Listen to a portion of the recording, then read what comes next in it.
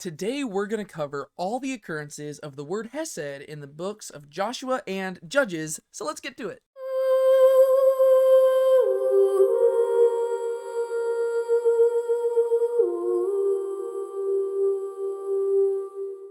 Hey everybody, my name is David. And my name's Brian. And this is our Hesed series, part 9, I believe it is. And we haven't been in this series for a while because we have been going through the Old Testament prophets, specifically the book of Isaiah, but we are currently at a good place in the book of Isaiah to kind of just hit the halt button, take a little break. We got through chapters 1 through 39, and I'm going to be honest with you, I have not caught up when it comes to preparing. I've got a few lessons prepared, but we would very quickly run out of stuff, and so we're just gonna hit a pause button there, come to the Hesed series, and I'm excited. Excited to be back. We were talking about this ahead of time. This series is actually a really fun one just because we don't really have to do much preparation. I create the PowerPoints, and that's pretty much it because we pretty much just go in blind. Just talk about it. So it's gonna be really cool. That being said, real quick, I'm going to have Brianne pray for us, but before we do that, if you want access to these slides, you can get those at nowletsbehonest.com/resources, and those are absolutely free for you. And if you would like to support us on Patreon, you can do that at patreon.com/David Tate. And if you don't feel like typing that stuff out, just click on the links in the descriptions down below, and you can do that for us. Brianne, will you open us up in a word of prayer? Absolutely. Lord, we thank you so much for this opportunity of being able to sit here, right now, and open your word and study it. I ask that as we go into this study, that you open our hearts and our minds to the wisdom that you have available for us. Soften our hearts so that we can actually receive what you have for us. And Lord, we thank you so much for all that you are, for being the beautiful God that you are, that shows us Hesed, so that we are able to sit here and study the amazing, beautiful word that it is.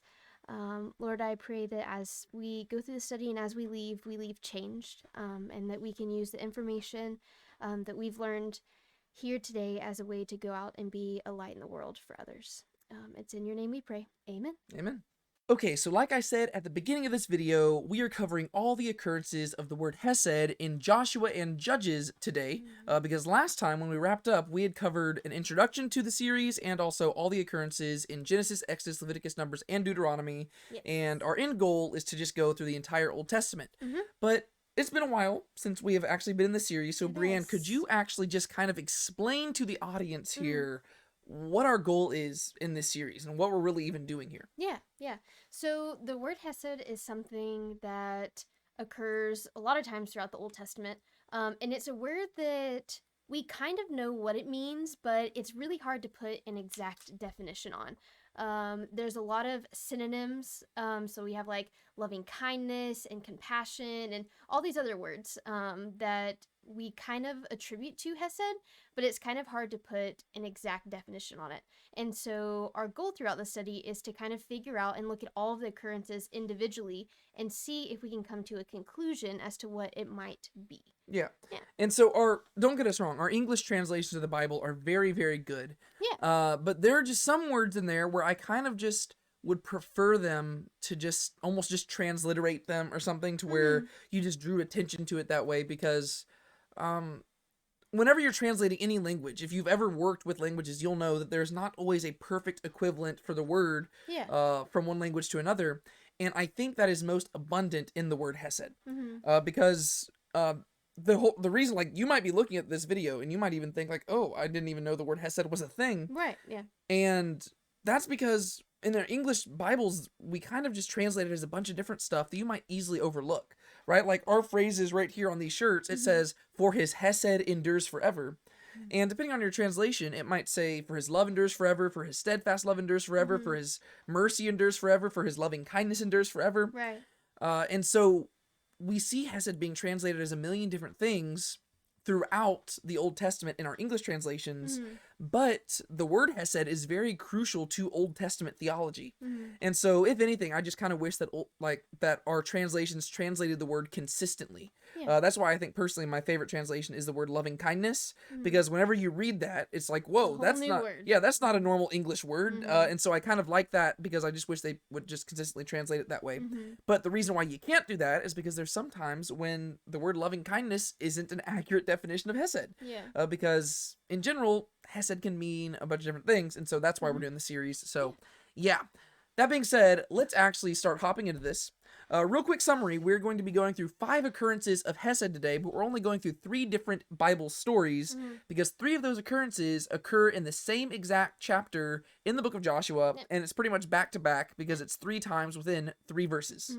And then we're going to have 2 occurrences in the book of Judges, and yeah, so real quick, this is a quote from Michael Card's book Inexpressible, which is quite literally the book on Hesed, which I had already begun to realize that the word Hesed was very, very significant, but reading this book just made it even more significant to me. And he says this: in the vast majority of references in the historical books, Hesed has to do with a reciprocal expectation between 2 human beings, most often in stories about David. We're going to see that whenever we get to 1 Samuel, 2 Samuel, stuff like that.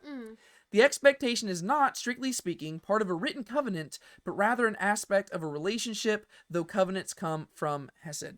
So his main thing here is that, kind of like what we're talking about in the series, the word Hesed seems to develop over time period to where by the time you get to really the divided kingdom, Hesed is very crucial, specifically post-exile and everything. Hesed becomes very crucial to the theology of the Old Testament. And it starts rising to prominence, especially in the life of David. But through the books of the Torah, Genesis, Exodus, Leviticus, Numbers, Deuteronomy, we saw it getting fleshed out. We saw how it shows up as a main characteristic of God.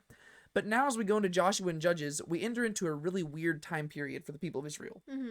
They're in the promised land, yet they're trying to figure out exactly how they're going to do things, right? They haven't quite yet established the monarchy. That's not coming till Samuel, but they are in the land. And so they're trying to figure out how things are going to happen. And so we see Hesed cropping up here and there, but it seems like it's mainly on an interpersonal basis between 2 people and stuff like that. And so, you ready to go into it? Let's do it. All right. So, our first 3 occurrences show up in Joshua chapter 2, and this is the famous story where Joshua is going to send spies into the city of Jericho shortly before the walls come tumbling down. So whenever we were going through Deuteronomy, we saw that book basically brought the people of Israel to the edge of the Jordan River.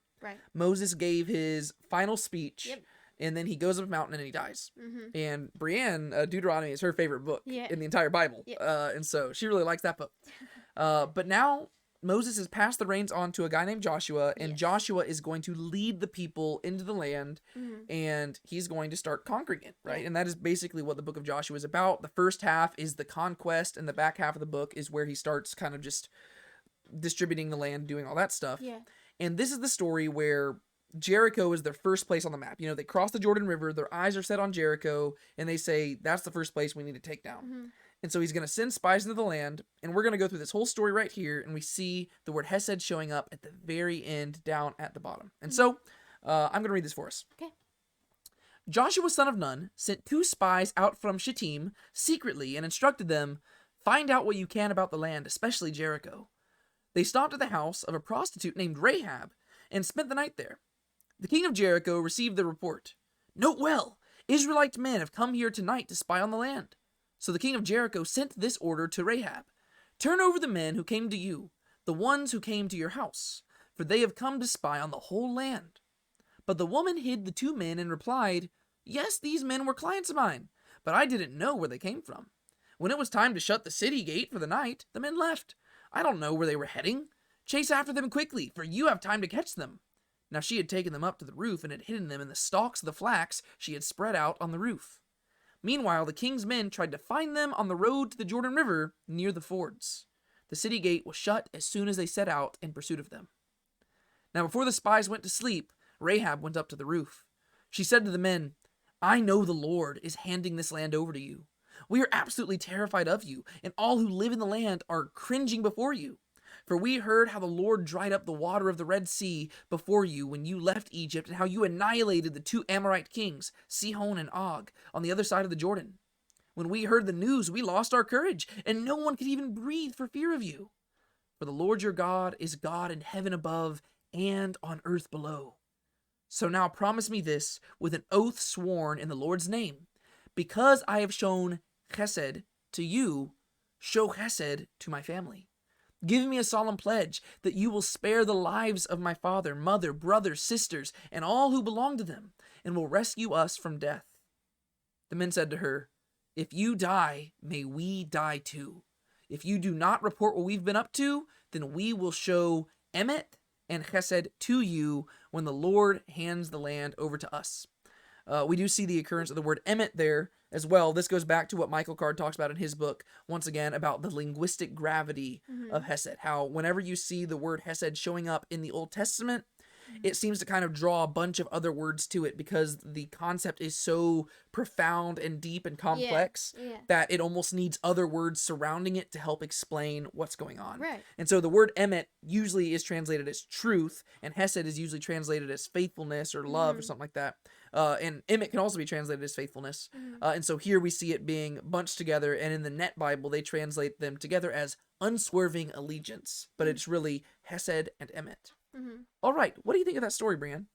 So I think it's cool that she just asked for them to show Hesed to her, but whenever they respond to her, they give her more than just Hesed. They give Emet and Hesed, yes, which is interesting, which is really cool. Yeah, and we also, what we're going to see is we're going to see the building up process of Hesed, right? She says, "I have shown Hesed to you. Yeah. Now you show Hesed to me and my family," right? So one person shows Hesed to somebody else, and the other person is almost socially obligated to show even more Hesed in return. Yeah. Right? So you're almost competing in showing Heseds to one another. Yeah. And they're going to go above and beyond by showing Hesed and Emet, right? Faithfulness and steadfast love. All right. So we've read the story. Now we're just going to walk through it and kind of what we do here. It's not a super in-depth Bible study or anything like that. Yeah. We're just kind of tracing the narrative and seeing the different themes that are being established in order to see how Hesed is being employed in this occurrence. Story, yeah. All right, so walking through it. Joshua, son of Nun, sent 2 spies out from Shittim secretly and instructed them, "Find out what you can about the land, especially Jericho." So Joshua sends the guys in, and obviously his goal is to conquer the land because God has commanded them to do that. And not only has he commanded them to do it, he's commanded them to wipe out all the people in that land. Right? So either you need to get out of the land or you need to die. Those are kind of the 2 different options that are facing most of the Canaanite people in the land. Right. Another option, as we're going to see here, is that they could convert. Right? So you either get out of the land, you die, or you convert to, the Israelite religion, right? Yeah. I was about to call it Judaism, but that actually would be anachronistic because they weren't called Jews until after the exile. So Yahweh religion, I don't know, well, whatever you want to call it at this time. Worshiping Yahweh. You need to convert to following the law, right? And so he sends the people in there, he sends them in secretly and says, "Find out what you can." This is interesting because you remember Joshua formerly was a spy sent to check out Jericho. That's the reason why that he went into the land. Yes, about 40 years earlier, he did the same thing.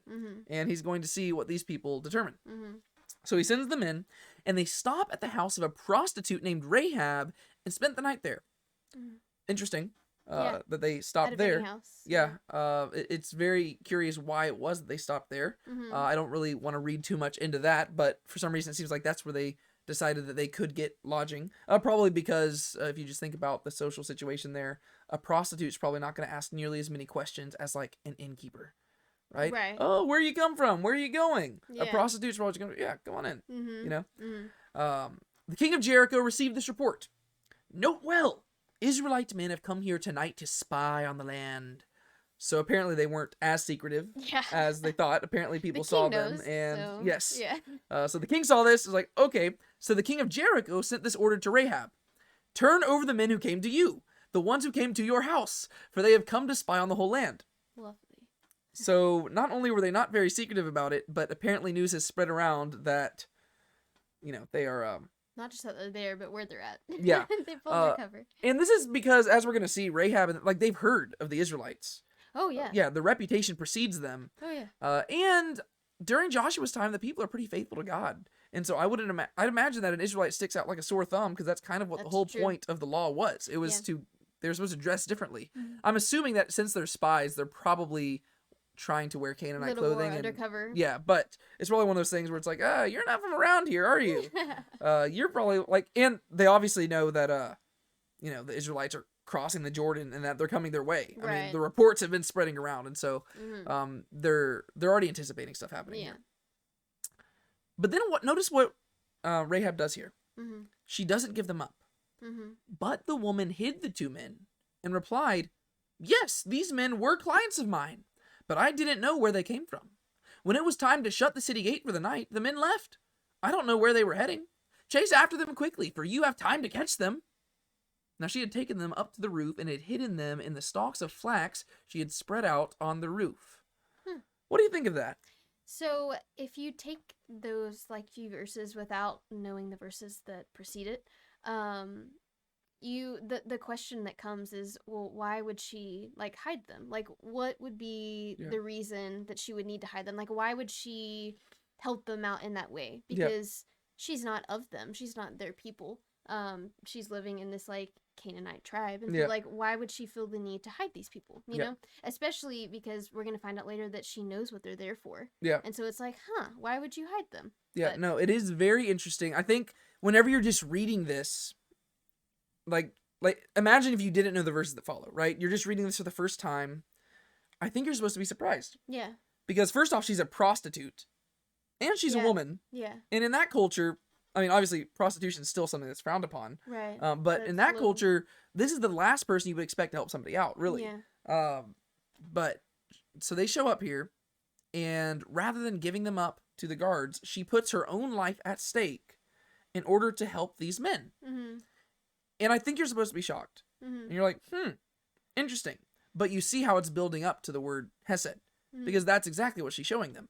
Because the word Hesed, according to Michael Card's definition, which is the closest thing we've come to a legitimate definition, it's whenever you have the right to expect nothing from somebody, yet they give everything to you. Right? They have no right to expect this woman to protect them, but she does. And not only does she protect them, but she puts her own life at stake to do it. Right? She's like, hey, come up here. She hides them on the roof. She goes down there, and she just totally lies. And she says, oh, I have no idea. They actually left. And she totally comes up with this other story. She says, I don't know where they're heading. Chase after them quickly, for you have time to catch them. It's really like she's just sending them the total opposite direction. And yeah, so it's just very interesting what she's doing there. Now she had taken them up on the roof and had hidden them in the stalks of flax she had spread out on the roof. Meanwhile, the king's men tried to find them on the road to the Jordan River near the fords. So they're going back in the direction where they know the Israelites are camped, because they know if the men are leaving there, they're probably heading back to the camp, and they're trying to catch them. The city gate was shut as soon as they set out in pursuit of them. So trying to make sure, don't come in, don't come out. They're trying to be secure about this. Now, before the spies went to sleep, Rahab went up on the roof. Right, so she goes late at night, she approaches them, and she's like, we need to talk. She said to them, and I love this. This is just like a long little thing here where we get to see Rahab's colors, right? We get to see where she's at. Like, why did she help them out? And she says this, I know the Lord, Yahweh. I know Yahweh is handing this land over to you. We are absolutely terrified of you, and all who live in the land are cringing before you. So right off the bat, we get to see things from the perspective of the Canaanites. The Israelites, formerly, if you just think about the reversal here, whenever they went and saw Jericho 40 years earlier, they were terrified of the people of Jericho. But now the people of Jericho, they know what the Israelites have done in the last 40 years. They know what God did taking them out of Egypt. And now they're the ones who are terrified. And Rahab's just coming up here. She says, hey, I'm going to be honest with you. The reason why I saved your butt is because I'm wanting you to save my butt. She says, because we stand no fighting chance. So she really is, like, if you think about it, I'm not saying she's being selfish here. I think she's being wise, and she's revering God, right? Because she's not giving the people of Israel the power here. She's attributing that power to God, so she's being reverent and worshipful here. But she's admitting, she says, we don't stand a chance. She says, we know what your God has done. And we stand no chance at actually getting out of the situation alive. For we heard how the Lord dried up the water of the Red Sea before you when you left Egypt, and how you annihilated the two Amorite kings, Sihon and Og, and on the other side of the Jordan. When we heard the news, we lost our courage, and no one could even breathe for fear of you. For the Lord your God is God in heaven above and on earth below. So she recognizes our gods, they're nothing compared to your God. Interesting. Really cool response. And so she's saying this to them, and this is beginning to explain why she was saving them. Because she's like, hey, whenever y'all came here, I recognize that y'all are wanting to destroy. Like, the fact that y'all spent spies, that means that y'all are coming for us. We don't stand a chance. Your God is more powerful than us. Your God is the God of heaven and earth. And so, I saved you because I want you to show Hesed to me. So you see it's building up to the use of that word. Yeah. Right? So now, promise me this with an oath sworn in the Lord's name, because I have shown Hesed to you, because I have given to you that which you had no right to expect, show Hesed to my family. All right, there's the first two occurrences of them. What do you think? So it's interesting that she isn't an Israelite. Like, she's a Canaanite, but you obviously see that she understands what the word Hesed is. Like, that's an interesting idea in itself. Yeah. Because she shows reverence for God, and we see that she knows, like their exile from Egypt, and whenever they took over the Amorite kings, which are both occurrences where God showed Hesed to the Israelites. Yeah. And then she uses Hesed herself. Yeah. Which is, like, interesting that she would know that word. Yeah. Well, and I think it's because the word Hesed, I will say, it is very unique to the Hebrew language. Like, it doesn't really show up anywhere else. But I don't think it's inherently a religious term. Yeah. Right? So it's kind of like the word love, right? You can use the word love in a religious sense, but you can use it in other senses as well. But I do agree with you that it's interesting how she employs that here. And it could, once again, just be the author, like how they're summarizing the words here, implementing the words there to draw attention to it. But no, I do agree that it is interesting how, I think honestly right here, we get to see a pretty clear demonstration of how the author of Joshua at least interprets the word. Yeah. Right? Because we have like these three occurrences back to back, and you simply have to ask, what did she do? She says, whatever Hesed is, she did Hesed for them. Right. Well, what did she do? She spared them, she didn't turn them over, and she put her own life at stake. Right? So she helped somebody else at the cost of her own safety. Yeah. Right? And so she gave to somebody what they had no right to expect, expecting nothing inherently in return other than continued Hesed. Yeah. And so I think this is, I don't remember, it's been a while since we've been in this, but I'm trying to remember if we've seen the reciprocal nature of Hesed in previous chapters. I know we've seen it in the negative sense. Okay, Like, we saw it with, what was it, Abraham and Sarah? Yeah. Whenever, like, we saw that, but I don't know if we've seen it in the positive sense yet. Yeah. But that does seem to be a growing theme at least. We definitely see it here. I showed Hesed to you, you show Hesed to me. So whenever the Bible's talking about showing love to people or grace to one another, it goes back and forth. Yeah. Right? It's not a one-sided, two-way road. Yeah, and it should be growing. I show Hesed to you, you show greater Hesed to me. I show greater Hesed to you, right? Yeah, so yeah. that's just kind of the character of God, right? Whenever one person is gracious to another person, it should motivate the other person to be even more gracious back. And then we just keep building, and you just see how it's kind of building up to the idea of the kingdom of heaven, right? To where we are living out God's ideal by being gracious to one another, just how God is abounding in Hesed. Yeah. Right? And so I just think that's kind of cool. All right, so give me a solemn pledge that you will spare the lives of my father, mother, brothers, sisters, and all who belong to them, and will rescue us from death. So she is saying, promise me that you will show me Hesed. We did see this in the negative sense with Abraham, right? Where he tells Sarah, show me Hesed, promise me this. Yeah. But in this, I think it's a much more positive instance of it. Yeah. Because it's not, like, she's really not demanding anything as much for herself as she is for her family, right? And guess I'm wrong here. I think that it's implied. No, I think it's more her family. Yeah, because it is implied that she's going to be saved as well, because she does say rescue us from death. But all the other people, she's primarily saying show Hesed to my family, show it to my father, my brother, my mother, my sisters, all of them. Yeah. She doesn't explicitly say show it to me. Yeah. I think it's implied that she's involved in that. But she's primarily using this to show care for her family and saying, hey, I recognize that your God is the true God. And so let us be spared. And like the implication is that they're going to become Israelites. Right? And that's exactly what's going to happen in the story of Rahab. Right. And so the men respond and say to her, if you die, may we die too. If you do not report what we've been up to, then we will show Emet and Chesed to you when the Lord hands the land over to us. They say, okay, we will show you Hesed, but you've got to keep showing us Hesed. Yeah. Right? Don't make us make this promise and then you go hand us over.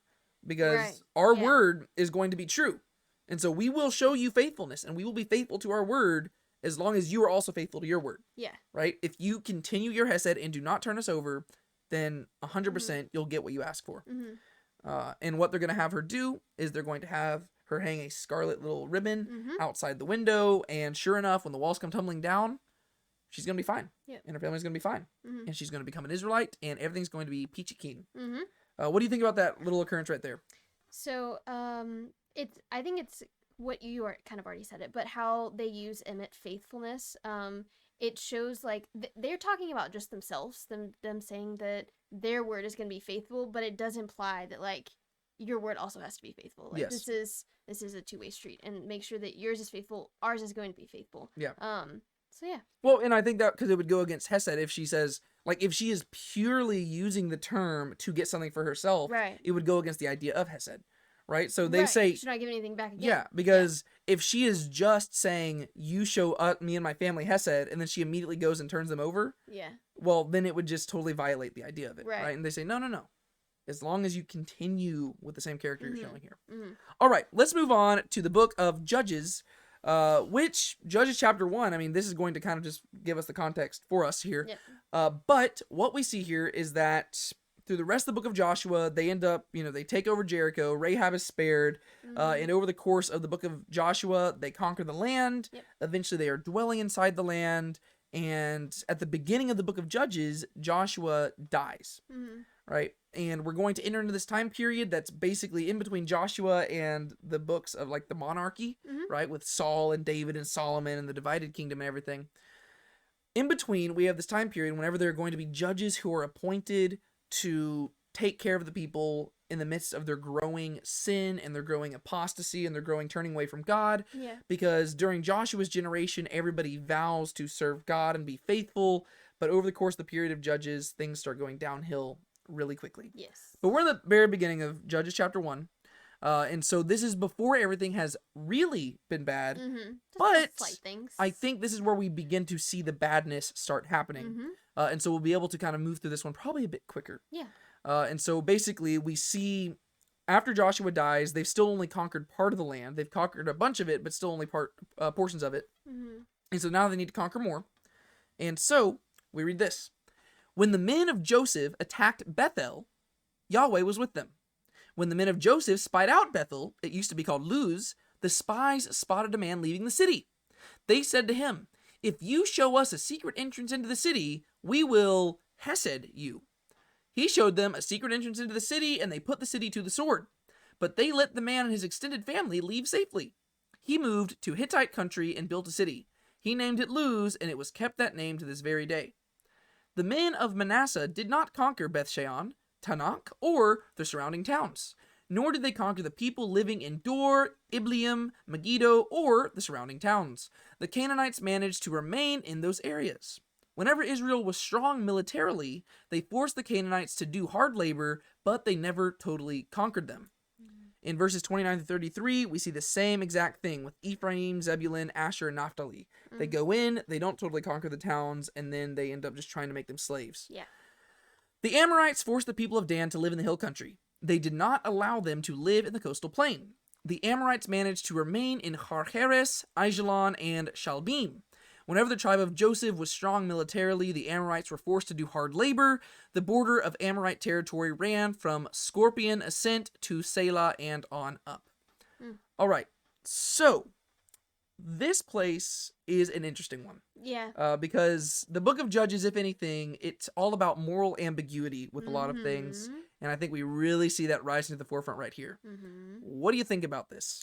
So, well, first of all, they're definitely not following what God commanded them to do, because they're not wiping out the people. They're just like, oh, hey, y'all can just become slaves, and you can do forced labor for us, so we don't have to do as much. And so we already know that things aren't going too well. Yep.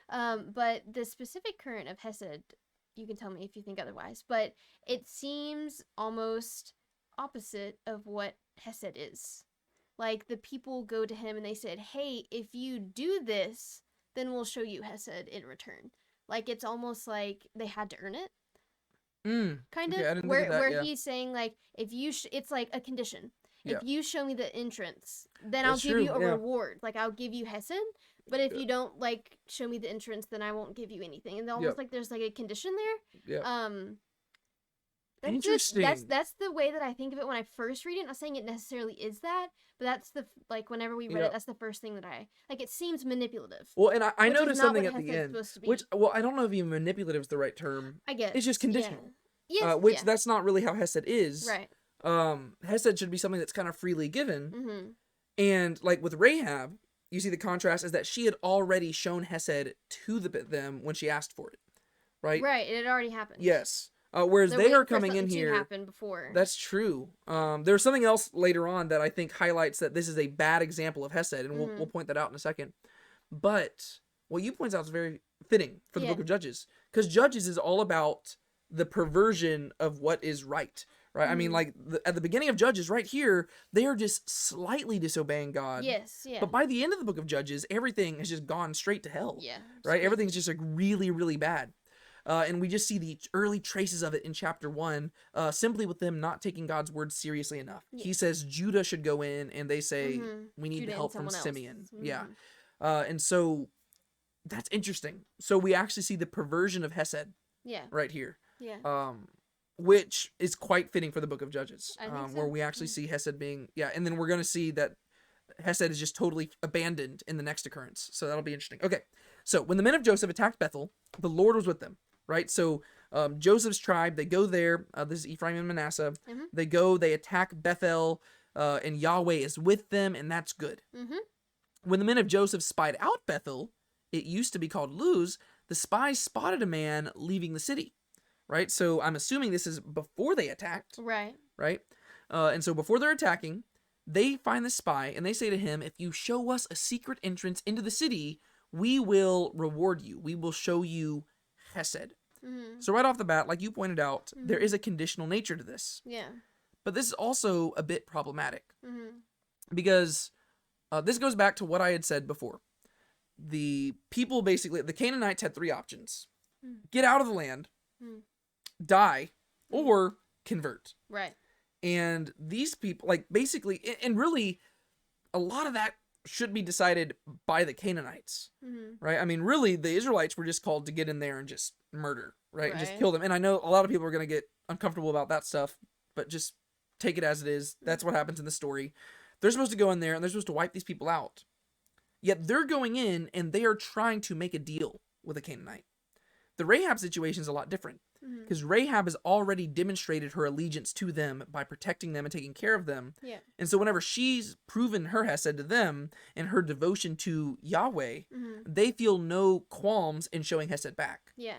These people, they find a random Canaanite who they do not know, and they try to strike a deal with him, and they promise him this steadfast love, this loving kindness, this Hesed, though they know nothing about him whatsoever. Right. And also, I would say Hesed is initiated by different people. So in the other story, Rahab initiates it first. Yep. But here, the Israelites are initiating it first, which isn't a bad thing necessarily, because they can show Hesed to other people. But in this situation, they're just showing it to a random Canaanite whenever they're out on a conquest. Well, yeah, if there was anybody from the if there was anybody not to show Hesed to, it would be a Canaanite. Yeah, when it comes to Israelites. Yeah, it'd be different if, in the same way Rahab, if there was this man that's leaving the city and he comes to the Israelites and he shows them Hesed, or he's at, like, that's a different, like, kind of a different situation, because it's coming from a different person, you know, and you expect more from the Israelites because they are the people of God, and so there's a different standard for them too. Yeah, and then we see the perversion of it even more so in a second, because the man's like, oh, this sounds good, because whenever they say we'll show you Hesed, obviously the reason why it's translated reward here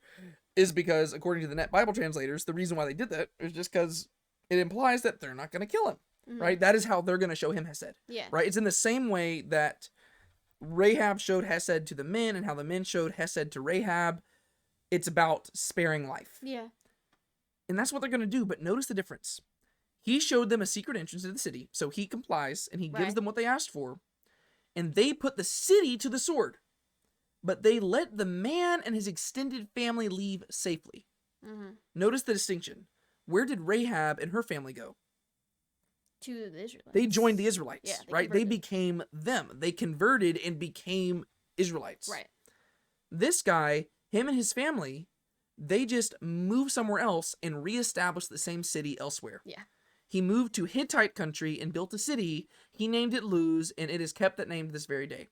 Right? So to be fair, he does move out of the territory. I believe the Hittites lived up in like the Turkey region or something like that. I believe. I don't know. And so he does move out of the territory, but the situation there, it's questionable. Yeah. Because like I said, if the Canaanites fled, it's not like the Israelites were going to chase them out of the territory, but that wasn't really supposed to be a thing initiated by the Israelites, right? And really, from the Israelite perspective, there were two options, right? There weren't three. There were two options. Either be killed or become an Israelite. Yeah. Those were the two options. It was either convert to trusting in Yahweh or be killed. Yeah. But obviously, if the people fled, that is a third option that they could have done. That's kind of what this guy does here.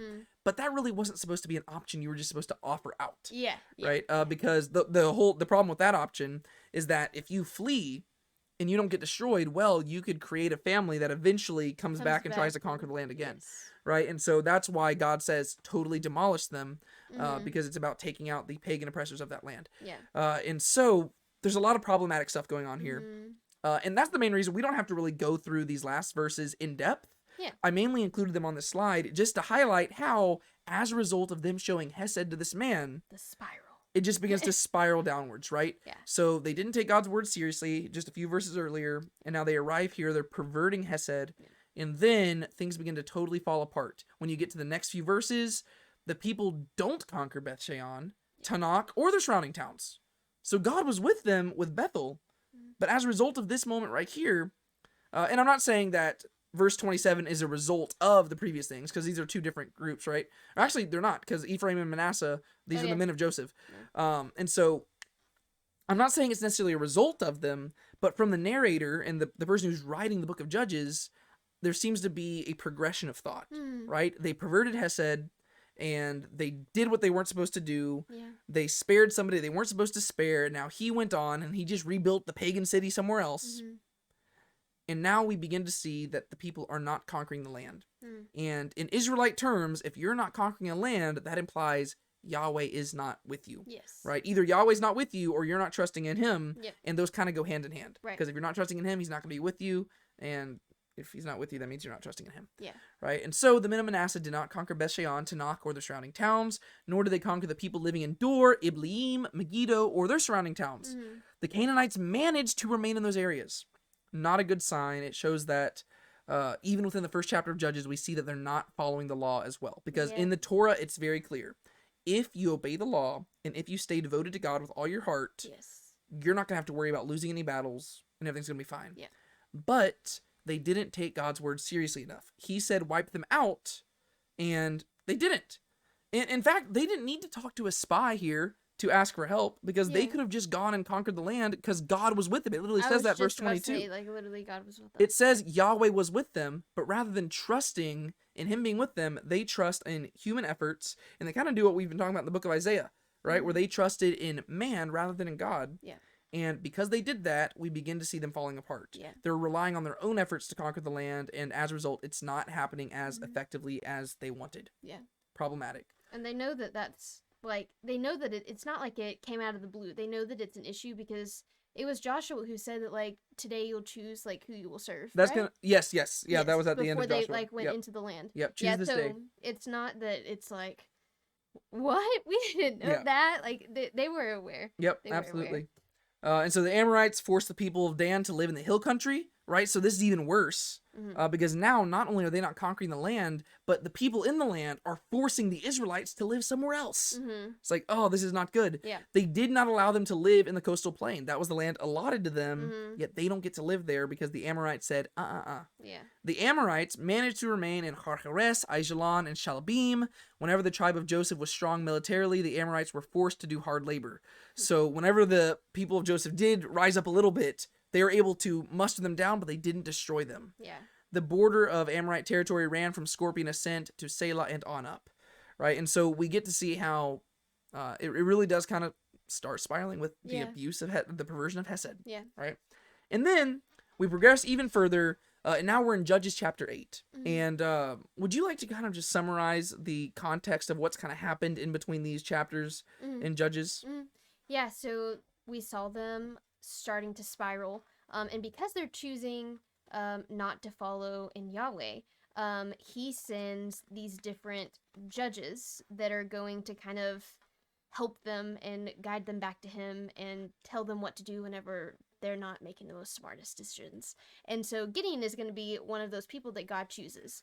And we see that a lot of the times the judges that God chooses are people that are not someone you necessarily think that he would choose. They're not like these like strong, brooding figures that you'd be like, oh yeah, they could definitely like lead an army or they could definitely conquer land. It's usually like Gideon, he's like threshing wheat in a valley. It's like that's not where you that's not where you thresh wheat at. And so you see these people who are not necessarily at their highest of heights, well, because the society is not at their highest of heights. And we just see how God works through different people. And Gideon, I would say, is probably the definition of like a middle judge in the sense of, because as the culture degrades, we also see the same thing with the judges, right? So at the beginning, you've got people like Othniel and Ehud, and they seem like pretty decent guys who genuinely just care about God. And then as things get worse and worse in the land, you see the same thing with the leaders. So at the end, you get to like people like Samson, and Samson's just an absolute trash bag who just is like, honestly, it's amazing that God's even able to work through him, just because he does everything to oppose God in many ways. But Gideon's kind of right in the middle. And Gideon, he's got a lot of good qualities and a lot of bad qualities. And personally, I think he kind of lands more in the negative than the positive. But biblically speaking, people tend to kind of look back on Gideon in a more positive manner. But right here, his story is going to be interesting, right? This is, so Gideon's the famous story where you've got him fleecing God, which I think is not a good thing to do, but where he's just a big scaredy cat, and he's nervous to do this stuff that God's calling him to do. And so he tests God multiple times, but eventually God ends up delivering the Israelites from the people of Midian during this time period. Without them having to lift a finger. They didn't have to lift a finger or anything. And as a result, Gideon becomes this pretty successful dude. And in Judges 8, we're going to see the death of Gideon. And we're going to see Hesed at the very end of it. And it's going to be a lack of Hesed, which is no surprise in the book of Judges. And so we're going to read it. The men of Israel said to Gideon, "Rule over us, you, your son, and your grandson, for you have delivered us from Midian's power." Gideon said to them, "I will not rule over you, nor will my son rule over you. Yahweh will rule over you." Gideon continued, "I would like to make one request. Each of you give me an earring from the plunder you have taken." The Midianites had gold earrings because they were Ishmaelites. They said, "We are happy to give you earrings." So they spread out a garment, and each one threw an earring from his plunder onto it. The total weight of the gold earrings he requested came to 1,700 gold shekels. This was in addition to the crescent-shaped ornaments, jewelry, purple clothing worn by the Midianite kings, and necklaces on the camels. Gideon used all this to make an ephod, which he put in his hometown in Ophrah. All the Israelites prostituted themselves to it by worshiping it there. It became a snare to Gideon and his family. The Israelites humiliated Midian. The Midianites' fighting spirit was broken. The land had a rest for 40 years during Gideon's time. Then Jerubbaal, son of Joash, went home and settled down. Jerubbaal, once again, is Gideon's name. It's his other name. Gideon fathered 70 sons through his many wives. His concubine who lived in Shechem also gave him a son whom he named Abimelech. Gideon, son of Joash, died at a very old age and was buried in the tomb of his father Joash, located in Ophrah of the Abiezrites. After Gideon died, the Israelites again prostituted themselves to the Baals. They made Baal-berith their god. The Israelites did not remain true to Yahweh their God, who had delivered them from all the enemies who lived around them. They did not treat the family of Jerubbaal, that is, Gideon, with Hesed in return for all the good he had done for Israel. Like I said, complicated story here. Yeah, very complicated story, a lot going on, and we're not going to be able to cover this nearly as in depth as I'd like, but what are your first thoughts? This story is just interesting, especially because at the beginning of Gideon's story, he goes in and wipes out like a Baal, like a Baal, right? Yeah. That's why it's called Jerubbaal. That his own father had built. And so it's interesting to see how he kind of turns around and does the same thing that his dad was doing at the very beginning, whenever he had destroyed the Baal. So what's interesting here, and I think this just serves to highlight how once again the culture is degrading in the book of Judges. You read this, and Gideon starts off really good at the beginning of the first paragraph. And then he gets bad by the end of the first paragraph.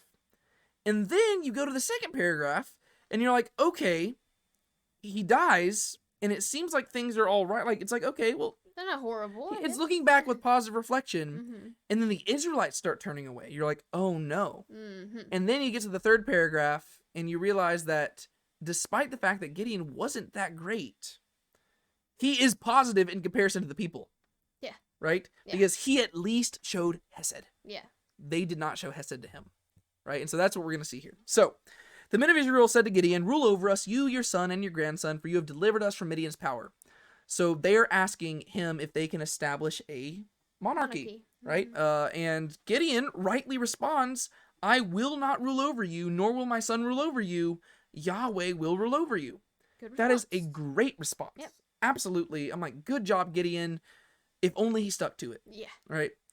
Because he says, no, Yahweh will rule over you. And you read it, and you're like, wow. That is a pious, pious man. Mm-hmm. But as we're going to see, his reasons for denying the kingship are not what you would think. Mm. You hear him denying it, and you think he's saying it after as a posture of humility, but really, he's just trying to avoid responsibility, which is what he's been doing the entire story. Yeah. Right? The entire story of Gideon, he's been trying to avoid responsibility, and right here, he's doing the same thing, but he's putting it in religious terms. Mm-hmm. Because what we're going to see, notice what he says. Gideon continued, I would like to make one request. Each of you give me an earring from the plunder you have taken. What does that sound like he's doing?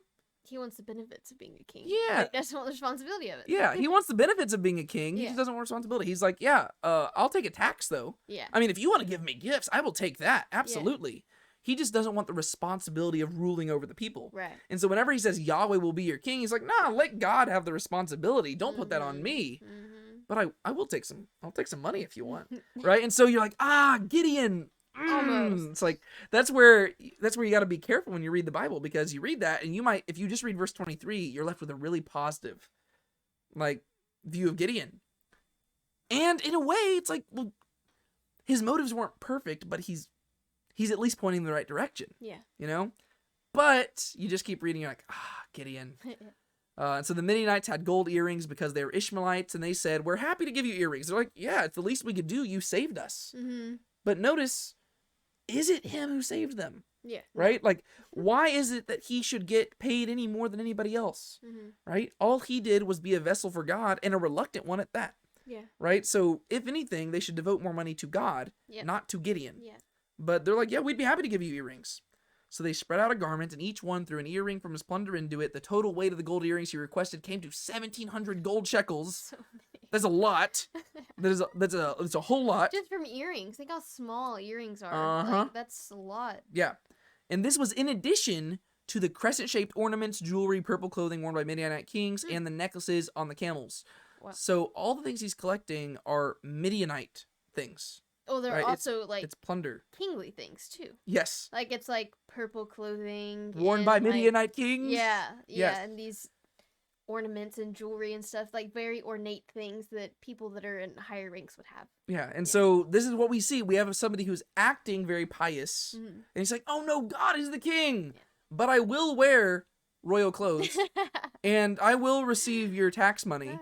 And yeah, if you want to give me special gifts, absolutely. And then notice what he does.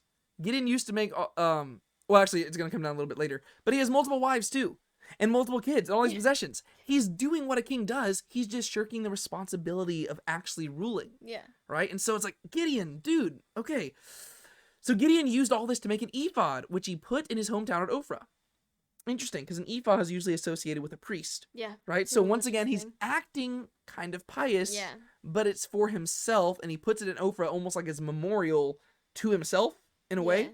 Well, it's almost like he tries to, like, oh yes, I got you to give me all of those gold things so that way I could turn it into something that's religious. You know what I mean? Yeah, and there's a lot of different ways to kind of read that, and we don't have time for this video to look at it. Yeah. The main thing we need to see is what they do as a result of it. Mm-hmm. The Israelites prostituted themselves to it by worshiping it there, and it became a snare to Gideon and his family. Not good. So whether or not his motives were pure or not does not matter. Mm-hmm. You have to look at the result, and you see that Gideon said, Yahweh will rule over you, yet he ends up being the one responsible for creating an idol for the people. Yeah. And the reason he creates the idol is because he requests to be treated like a king. Right. but he doesn't want the responsibility. Yeah. Right? And that's the problem. So, I mean, they're not supposed to have a king. That is correct. What he says, the words he says are not wrong. Yeah. The reason he says them are wrong. And that's probably some application for us. Oh, yeah. Right? And so your theology can be correct, but the motive behind why you're saying it is not always correct. Back to the heart. And so he leads the people away from God, which is not what a good king would do. Right? And so by shirking the responsibility, he's actually turning people away. The Israelites humiliated Midian. The Midianites' fighting spirit was broken. So we still see God is taking care of them. The land had rest for 40 years during Gideon's time. So the Bible's reflecting positively on Gideon, which is surprising given what he just did. Right. Then Jerubbaal, son of Joash, went home and settled down. So it calls him Jerubbaal here because that goes back to the story where he destroyed the Baal, and they called him Jerubbaal because he said, let Baal contend for himself. Or I believe his dad might have said that, correct? Let Baal contend for himself. You know, let Baal talk, right? If you're having to defend Baal, he must not be a very big god. And so it calls him Jerubbaal here because it seems like that was a compliment to Gideon. Yeah. Right? Jerubbaal, son of Joash, went home and settled down. He led the people 40 years. He was a faithful leader, but he fathered 70 sons through his many wives. His concubine who lived in Shechem also gave him a son who he named what? Abimelech, which means my father is king. Abimelech. A little bit on the nose. He says, no, don't make me king. Or his son. He said, nor will my son rule over you. Yes. That's kind of funny. Yeah, and Abimelech's going to act like a king. Yeah. Right? That's immediately what this goes into. Yeah. And so he names his son Abimelech. My father is king. Gideon, son of Joash, died at a very old age and was buried in the tomb of his father Joash, located in Ophrah of the Abezerites. And even just through the way it's worded, you can tell that the narrator is kind of reflecting in a positive manner on Gideon, despite the fact that he didn't really finish well. And I think that just highlights, once again, the story of the book of Judges is that the culture's falling apart. Yeah. You got to take what you can. Eventually, you're going to get to people like Samson, and you're going to be grateful for them, even though they're terrible. Yeah. Right? And that's because Gideon, he's the closest thing we have to a good judge at this point in the book. Right? Yeah. I mean, we had some good ones earlier on. At this point, he's close. At least he tried. Yeah. Right? He tried to let God be king, but he was still just doing what was right in his eyes. Right? And there was no king in Israel by name. Yeah. Yeah. After Gideon died, the Israelites again prostituted themselves to the Baals. Right? So Jerubbaal, the one who said, let Baal contend for himself. Yeah. He dies, and immediately they chase after the very one that he had destroyed. They made Baal Berith their god. The Israelites did not remain true to Yahweh their God, who had delivered them from all the enemies who lived around them. So Yahweh had delivered them, and they immediately turned back to another god. They did not treat the family of Jerubbaal, that is Gideon, with Hesed, in return for all the good he had done for Israel. And so you see that, looking back, the author looks at Gideon and says, you know what? At least he did the right thing. Yeah. But because, as far as I know, we don't have any evidence that Gideon ever turned away from Yahweh. It's right? true, yeah. Yes, he did create an ephod that made, like, eventually the people prostituted themselves afterwards and worshipped. But that not necessarily was his motivation to do Yeah, it. that wasn't his motivation necessarily, and we don't know if that happened during his lifetime. Right. It says it became a snare to Gideon and his family, mainly because it came back to bite him in his butt, which would seem to imply that they didn't really like that either. Right. Right? And so his desire for glory resulted in the people turning away, but it seems like Gideon himself was at least devoted to Yahweh. And during his life, he helped the people. Well, he delivered the people on Yahweh's behalf, right? Yahweh empowered him to do that. Yeah. So he was at least faithful enough to do his job, even if he was reluctant, even if he wasn't great about it. He at least did what the people had no right to expect. Yeah. But they do not show that Hesed in return. Right? What do you think about the occurrence of Hesed there? It really shows how far the Israelites have fallen away from God. It definitely highlights it a lot because, like we're saying, Gideon wasn't perfect. He had a lot of flaws. His story is, I mean, he helped people because God was working through him, but he wasn't like the best guy ever. And it's saying for all the good he had done for Israel, and that Israel can't even show that back to him because it's not like Gideon was a perfect person to where it was hard for Israel to be able to show Hesed to his family. Yeah. Because it's not like it's like a super high standard to get to, because he wasn't a perfect person. And so that really just shows how far Israel has fallen away. Well, especially because just a few verses earlier, they were saying, we want to make you king. Oh, yeah. And now they're not even willing to, like, be, like... show kindness to the family. family. Show kindness to him. Yeah, and so they just immediately... Like, it shows, just once again, this reflects more on the culture of Israel than it does on Gideon himself. Gideon, we look at this, we're like, dude, you're making some very unwise choices. You're being very stupid. You're being foolish. But the people of Israel, though, we see how fluctuating they are. One moment, they're asking a guy to be king, and they're even treating him like king. Right. But then they start, like, even during his lifetime, they begin working against the very things that he wanted to do, right? He was trying to deliver them and help them out, yet they start prostituting themselves after these other Baals, and they start worshiping these other gods. And then after he dies, they immediately undo everything that he had done, all 40 years that he served them. They immediately undo it. And so it just shows how bad things have gotten here. And so I think really over our 5 occurrences here that we've covered today, we actually have a good, like, all 5 occurrences of Hesed actually trace the development of the culture of the people of Israel through Joshua and Judges. Yeah. Because in Joshua, when the people are being faithful to God, you have 3 occurrences of Hesed in a very beautiful and increasingly powerful way. Yes. Right? You have, I've shown you Hesed, you'll show me more Hesed, I'll show you Hesed and Emet. Right? Yeah. So in Joshua, as the people are being faithful to God, they're growing in Hesed. Which is good. But then you go to Judges, and the 2 occurrences we have, first off, Hesed is perverted, and the second off, it is abandoned. Yeah. Right? And so just as the people are deteriorating and turning away from God, they're also perverting Hesed and abandoning it. And so just the 5 occurrences that it shows up in those 2 books, it still preaches a little message. And that's why we're tracing this, because it's really cool if you just track the occurrences, it tells you something. Yeah. And so next time we are going to be going through Hesed and Ruth, and I believe we're just going to be covering the whole story of Ruth. Yeah. Chapters 1, 2, 3, and 4. Yeah. Because the story of Ruth only has the word Hesed in there a few times, I believe. It might, actually, I can look right now. Let's see. Hesed shows up 3 times in the book of Ruth. Shows up 3 times in the book of Ruth. Nice. But the whole book of Ruth is about Hesed. Yeah. And so we'll see if we can even get through the entire book of Ruth in one video. We'll try, because I can talk about Ruth forever. I mean, we covered that in our Bible study group, and we did, 2 hours per chapter? Yeah. So we could do 8 hours in the book of Ruth. But we'll try to get through it in one video. We'll see if we can or not. But do you have anything you want to add to our conversation today? I don't think so. All right, cool. Well, thank you once again for joining me. Thank you all for joining us as we go back to this Hesed series. We'll probably be in this for a bit just because it's a lot easier, and I've got some other stuff cooking in the kitchen that I'm trying to prepare for this channel, and I'm devoting more of my time to preparing that than I am the Isaiah stuff right now. Yeah. I would love to get, it's going to be really cool. I'm preparing it. I was showing her some of it earlier, and I would like to get to it sometime soon, but I'd like to get back to the Isaiah stuff sometime soon, but we'll see. Yeah. We'll see. Yeah. Until then, my name's David. And my name's Brian. And this is Now Let's Be Honest. Be sure to keep a smile on your face. Don't let anybody steal your joy. Like this video, subscribe to the channel, turn on the notification bell, comment below, and let us know different insights that you saw about Hesed. And other than that, I think that's it. Yeah. Thank you so much for watching this. We will see you later. Have a blessed morning, day, afternoon, evening, night, whatever it is. See y'all later. Bye. Bye. You read a verse, you sing a hymn, the money's in the plate. Sundays you mark out for him, but even then you show up late.